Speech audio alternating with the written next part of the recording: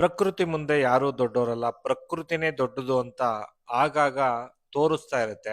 ಆದ್ರೂ ನಮ್ಮ ಜನಗಳು ಎಷ್ಟೋ ಜನಕ್ಕೆ ಅಹಂಕಾರ ದುರಹಂಕಾರದಿಂದ ಮೆರೆದು ಬಿಟ್ರೆ ಬೇರೆ ಇನ್ನೇನು ಗೊತ್ತಿರಲ್ಲ. ನೋಡಿ, ಎಷ್ಟು ದೊಡ್ಡ ದೊಡ್ಡ ಕಾರ್ಗಳು ಎಷ್ಟು ಲಕ್ಷ ಕೊಟ್ಟು ತಗೊಂಡಿದ್ರು ಕೂಡ ಅದು ಮಣ್ಣಲ್ಲಿ ನೀರಲ್ಲಿ ಮಣ್ಣಾಗಿರುತ್ತೆ. ಅದಕ್ಕೋಸ್ಕರ ಯಾರು ಮೆರೆಯಕ್ ಹೋಗ್ಬೇಡಿ, ನಾನು ನಂದು ನನ್ನಿಂದನೇ ನಡೆಯುತ್ತೆ ಅಂತ. ಎಲ್ಲ ದೇವರಿಂದ ನಡೆಯುವಂಥದ್ದು, ಪಂಚಭೂತಗಳಿಂದ ನಡೆಯುವಂಥದ್ದು. ಪ್ರಕೃತಿ ವಿಕೋಪ ಆಯ್ತು ಅಂತ ಅಂದ್ರೆ ನಿಮ್ಮ ಯಾವ ಈಗೋಗಳು ಅಹಂಕಾರಗಳು ದುರಹಂಕಾರಗಳು ಯಾವುದೂ ನಡೆಯೋದಿಲ್ಲ. ಜನಸಾಮಾನ್ಯರಲ್ಲಿ ಕೇಳ್ಕೊಳ್ಳೋದಿಷ್ಟೇ, ಎಲ್ಲರೂ ಒಂದೇ ತರ ಇರಿ. ಒಂದೇ ತರ ಇರಕ್ಕಾಗಿಲ್ಲ ಅಂತ ಅಂದ್ರೆ ನಿಮ್ಮಷ್ಟಕ್ ನೀವಿರಿ, ಬೇರೆಯವ್ರ ಮನ್ಸನ್ನ ನೋಯ್ಸಕೋಬೇಡಿ. ನನ್ನ ಹತ್ರ ಅದಿದೆ ಇದಿದೆ, ನಾನು 10 ಲಕ್ಷ ಕಾರ್ ತಗೊಂಡಿನಿ 20 ಲಕ್ಷ ಕಾರ್ ತಗೊಂಡಿನಿ. ಇಲ್ಲಿ ಪ್ರಕೃತಿ ಒಂದು ಸಲ ವಿಕೋಪ ತೋರಿಸ್ತು ಅಂತಂದ್ರೆ ದುಡ್ಡಿರೋನು ಒಂದೇ, ದುಡ್ಡಿಲ್ದೆ ಇರೋನು ಒಂದೇ. 10 ಲಕ್ಷ ಅಲ್ಲ, ಕೋಟಿ ಕೊಟ್ಟು ಕಾರ್ ತಗೊಂಬಂದ್ರು ಅದು ಮಣ್ಣು ಪಾಲೆ.